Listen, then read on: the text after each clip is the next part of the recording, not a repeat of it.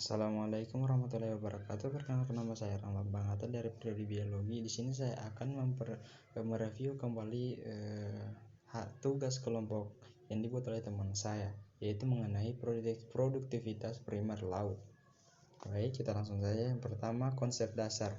Produksi primer produksi molekul organik dari molekul anorganik CO2 melalui proses fotosintesis dan komesintesis. Organisme produsen primer atau autotrof untuk memperoleh energi. Organisme melangsungkan proses produksi primer atau bergantung pada produsen primer yang berada pada dasar rantai makanan. Pada ekosistem laut, kelompok fotosintesis dominan atau alga, kelompok fotosintesis dominan bakteri.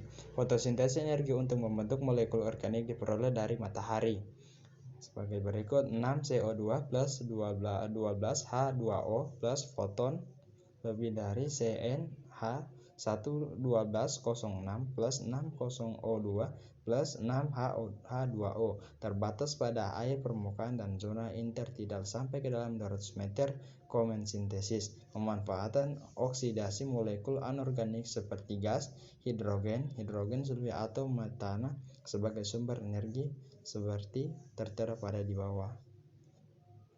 Produksi primer adalah jumlah total karbon C dalam gram yang dikonversi menjadi materi organik dalam luasan 1 meter persegi per tahun, atau gram C M-2 tahun -1.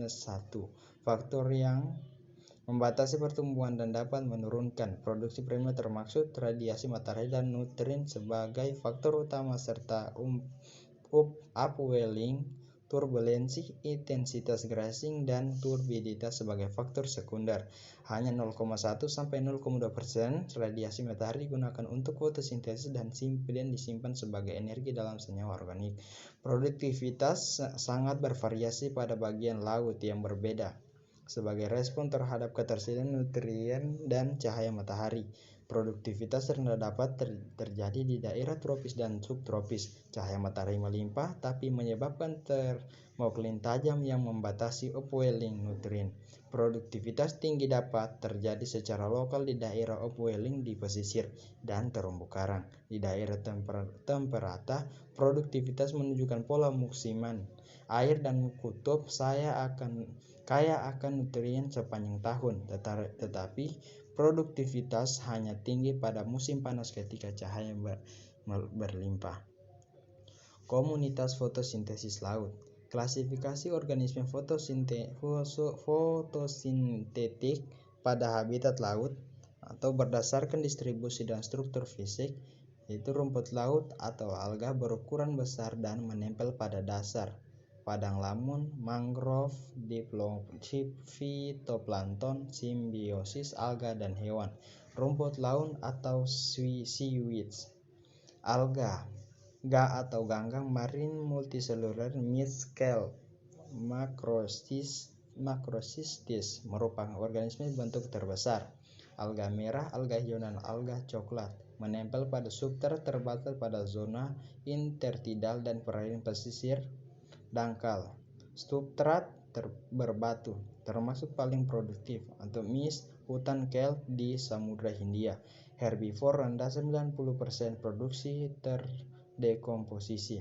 Padang lamun atau seagrass, tumbuhan berbunga dari familia Posidoniaceae, Zosteraceae, Hydrosaritaceae, dan Cimodoceae, menyerupai padang rumput di bawah air, memanfaatkan nutrien dalam substrat tidak terbatas oleh neutron dalam air. Hutan bakau atau mangrove, habitat pesisir tropis dan subtropis, terlindung dari ombak besar dengan substrat berupa sedimen berlumpur yang kaya materi organik. Tumbuhan Rhizoporaceae. Fitoplankton merupakan makanan bagi zooplankton dan hewan air lainnya, sehingga dalam rantai makanan, fitoplankton merupakan makanan yang paling cocok tersedia secara alami. Kesuburan suatu perairan pada hakikatnya ditentukan oleh besarnya produktivitas primer perairan tersebut. Sementara itu, yang memegang peranan penting dalam produktivitas primer adalah fitoplankton sebagai produsen primer. Produktivitas primer kotor. Produktivitas primer kotor adalah laju total dari fotosintesis termasuk bahan organik yang dihabiskan dalam respirasi selama waktu pengukuran, yang dikenal juga sebagai fotosintesis total. Produktivitas primer besi. Produktivitas primer besi adalah laju penyimpanan bahan organik dalam jaringan tumbuhan setelah digunakan dalam respirasi oleh tumbuhan. Selama waktu pengukuran, produktivitas inilah yang tersedia digunakan oleh tingkat tropik di atasnya. Istilah lainnya untuk produktivitas primer bersih adalah fotosintesis nyata. Produktivitas primer kotor maupun bersih umumnya dinyatakan dalam jumlah gram karbon atau C yang terikat persatuan luas atau volume air per interval waktu. Jadi, produktivitas primer dapat dinyatakan dalam jumlah gram karbon per M3 per tahun atau G/M3 atau per tahun. Sekian dari saya, terima kasih. Wassalamualaikum warahmatullahi wabarakatuh.